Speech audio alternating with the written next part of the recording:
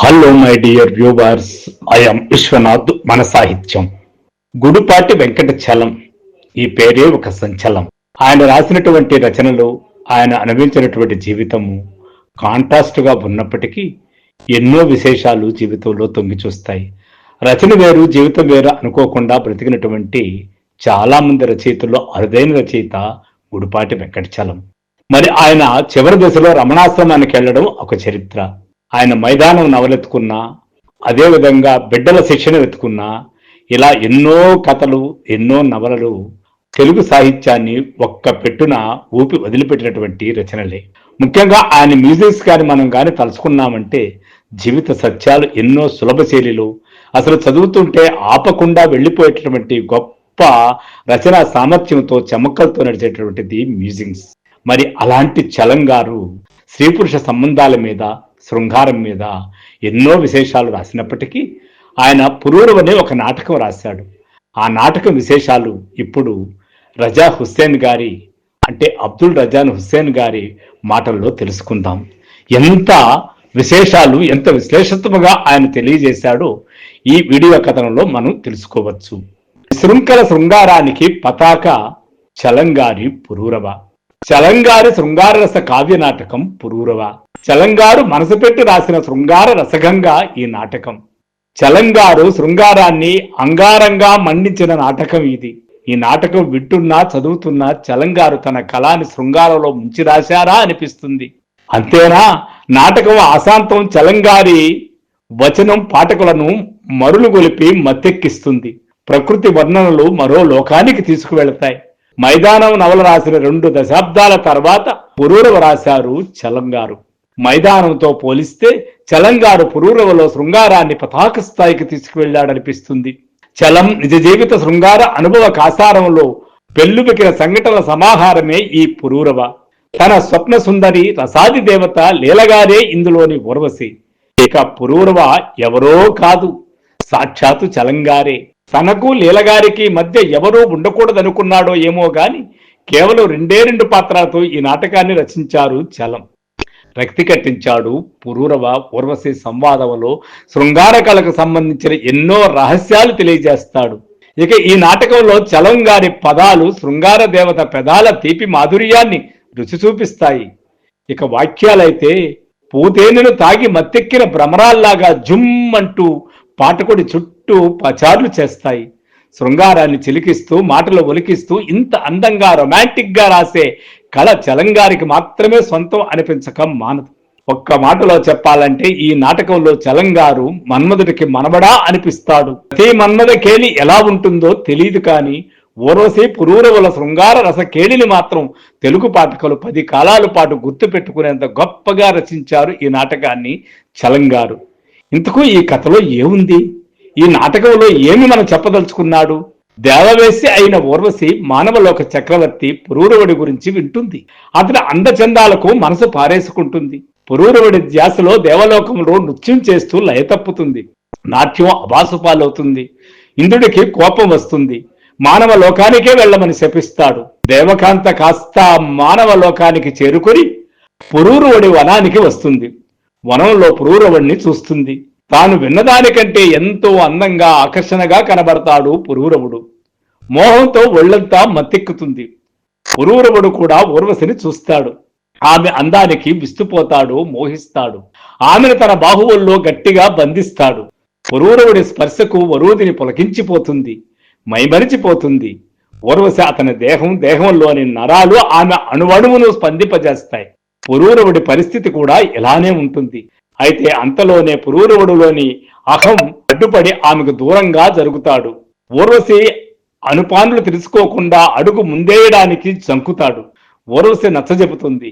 ఇంత అందం నీ ముందు పోతపోసినట్టుంటే అనుభవించడానికి ఎందుకు జంకుతున్నావంటుంది. ఎలాగైనా పురూరవుడికి నచ్చజెప్పి లొంగ తీసుకునే ప్రయత్నం చేస్తుంది. అయినా పురూరవుడు ఓ నిర్ణయానికి రాలేకపోతాడు. అతని మనసులో ఏదో శంక ముళ్ళులా గుచ్చుకుంటూ ఉంటుంది. ఆమె రమ్మంటుంది, తన కౌగిలిలో కరిగిపోమ్మంటూ తొందర పెడుతుంది. పురూరవుడు కిం కర్తవ్యం అంటూ సందిగ్ధంలో పడతాడు. అడుగు వెనకేస్తాడు. ఇక లాభం లేదనుకుని ఊర్వశే చొరవ తీసుకుని అడుగు ముందుకేస్తుంది.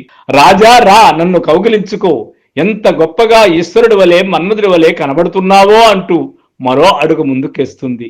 ముందు నువ్వెవరో చెప్పు, ఎట్లా వచ్చావో చెప్పు, ఎక్కడ నుండి వచ్చావో చెప్పు అంటూ 2 అడుగులు వెనక్కేస్తాడు పురూరవుడు. తను రాజుని తెలిసి రాజ్య ఐశ్వర్యాన్ని పంచుకునే కుటిలమైన ఉద్దేశంతో తనను వంచేందుకే వచ్చి ఉంటుందన్నది పురూరవుడి అనుమానం. ఊర్వశి దేవకాంత మానవలోక మర్యాదలు, లోపాలు, ప్రలోభాలు ఎరుగనిది. అందుకే దీనంగా వేడుకుంటుంది. బలీయమైన అజేయమైన ప్రేమబంధం వల్ల కాకపోతే ఎందుకు నిన్ను వరిస్తానంటూ నచ్చజెపుతుంది. అయినా లౌకిక ప్రయోజనాభిలాషి అయిన పురూరవుడు ఆమె మాటలు నమ్మడు. చేరవచ్చిన ఆమెను వెళ్లిపోమ్మంటూ తోసేస్తాడు. ఊర్వశి ప్రేమ కోసం చేయి చాస్తుంది. అతను తిరస్కరిస్తాడు. అంతే, ఆమె కనబడకుండా చెట్టు చాటుకు వెళ్లిపోతుంది. ఆమె కనబడకపోయేసరికి తాను ఏదో పోగొట్టుకున్నానన్న బాధ దహిస్తుంది పురూరవుడిని. ఆ రోజు రాత్రి వనంలో చల్లని వెన్నెల మంట పుట్టిస్తుంటుంది. ఆమె అతని వీపు వెనక నేరేడు చెట్టు నీడలో నగ్నంగా నిల్చొని ఉంటుంది. ఆమె నల్లని జుత్తులో మినుగురులు ఆడుకుంటూ ఉంటాయి. చెట్లు ఆకుల సందుల్లోంచి వెన్నెల రేఖ జారి ఆమె రొమ్ము మీద మెరుస్తూ ఉంటుంది. పురూరవుడిలో విరహభారం ఎక్కువవుతుంది. ఆ వెన్నెల చలిరాత్రి తాళలేకుంటాడు. ఇక కనబడవా ప్రేయసి అంటూ ఆమె కోసం ఎలుగెత్తి పిలుస్తాడు. వనమంతా పురూరవుడి గొంతుకుతో శృతి కలుపుతుంది.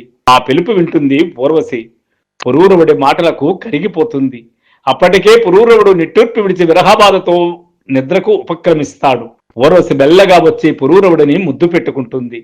అంత రాత్రి వేళలో కూడా జలకాలకు రమ్మంటుంది. పురూరవుడు సందేహిస్తాడు. ఊహకందని ఆనందాన్ని అందిస్తానంటే సందేహిస్తావెందుకు? బట్టలు సర్వాభరణాలు వదిలేసిర్రా, స్వర్గ సుఖాలు చూపుతానంటుంది ఊర్వశి. సిగ్గు వల్ల బట్టలు తీయడానికి పురూరవుడు వెనకాడతాడు. మీ మానవులంతే, శృంగార దేవత కరుణించి కటాక్షిస్తానంటే వెనకాడతారు. స్త్రీ ముందు మోకరిల్లడం నేర్చుకొని నువ్వు నేర్చుకున్నావు? ఏం తెలుసుకున్నావు? ఏమి నేర్చుకున్నావు? నువ్వింత అల్పుడవని తెలియదే నాకు అంటుంది. ఆమె మాటలకు పురూరవుడు నెబ్బెరపోతాడు. ఆమె కళ్లల్లో సుందర తేజస్సు, ఆ వెన్నెల ఛాయల్లోంచి ఆమె ఒంటి నుంచి బంగారు కిరణాలు, ఆమె పాదాలు ఎర్రని మృదువైన పద్మ పత్రాలు, ఆమె జుత్తులో మిణుగురుల కాంతి గీతాలు, ఆమె పెదవుల మీద ప్రపంచ పాలనాధికారం. పురూరవుడు అలా ఆమె కేసి చూస్తూనే నిద్రలోకి జారుకుంటాడు. ఏటి ఇసుకలో నిద్రపోతున్న పురూరవుణ్ణి ఆనుకొని ముద్దులతో అతన్ని లేపుతుంది. పురూరవుడు ఆమెను గట్టిగా ఒత్తుకోబోతాడు. ఆమె తప్పించుకుంటుంది. నేను నీ చరణార వింద మకరంద మధుపాన మత్తుణ్ణి అంటాడు. ఆమె నవ్వుతుంది. ఆటాడుకుందావు రా అంటుంది. నగ్నంగా ఉన్న పురూరవుడు బట్టల కోసం వెతుకుతాడు. అక్కడ కనబడవు. ఎందుకు నీ ఒంటిని చూసి సిగ్గుపడతావు అంటుంది ఊర్వశి. బట్టలు వేసుకుంటేనే అంటాడు పురూరవుడు. నిన్ను నువ్వు మరవడానికి అంటుంది ఊర్వశి. ఎందుకు మరవడం? నువ్వు నా వాడివిగాక ఇంకేమీ కాకుండా పోవడానికి. పురూరవుడు ఆశ్చర్యంతో చూస్తాడు. సిగ్గుపడడం మరచి ఎండ ఒంటి మీద మెరుస్తూ ఎక్కడా లోపం లేని గొప్ప సౌందర్యంతో బిరిబిట్లు గొడుపుతున్న ఆమె టీవీ అందము కళ్ళలో వెలుగు చూసి నర్ముడై శిరసు ఉంచుకొని నిలబడిపోతాడు. ఇంక నేనే నీకు జీవితం, నీ కాలం, నీ నీతిని, నీ ఆత్మ ఆలోచించక ఇక రా అంటుంది. చేసేది లేక పురూరవుడు అంగీకరిస్తాడు. ఇద్దరూ కోనేరు దగ్గరకు వెళతారు. ఇద్దరూ కోనేరులో తేలుతూ ఆడుకుంటారు. ఇక్కడ స్త్రీ గురించి చలంగారు తన జీవితానుభవాన్ని ఊర్వశి మాటల్లో గొప్పగా చెప్పిస్తాడు. స్త్రీల పట్ల అప్పటి వరకు చలంగారికి ఉన్న అభిప్రాయంలో పురూరవ రాసే నాటికి ఎంతో మార్పు కనిపిస్తుంది. తాను ఎంతగానో ఆరాధించిన లీల తన జీవితం నుంచి నిష్క్రమిస్తుంది.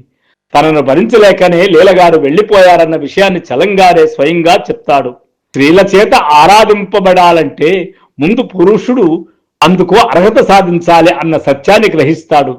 ఇదే అనుభవాన్ని ఈ క్రింది సన్నివేశంలో చిత్రీకరించారు చలం. ప్రేమను గురించి బోధించమంటాడు పురూరవుడు.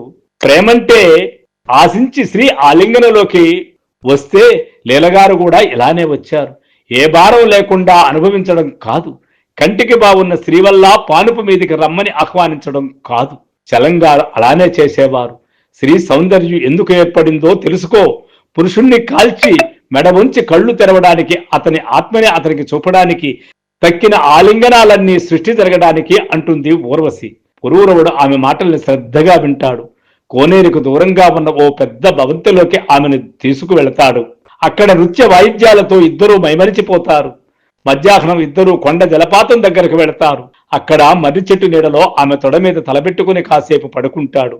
ఇంకా ఎంత మాత్రం ఆగలేక ఆమెను తన చేతుల్లోకి తీసుకుంటాడు. అతని పురుషత్వాన్ని అనివార్యంగా విజృంభిస్తుంది. ఆమె మాత్రం ఆలింగనలో వశురాలు కాకుండా చప్పున లేచిపోతుంది.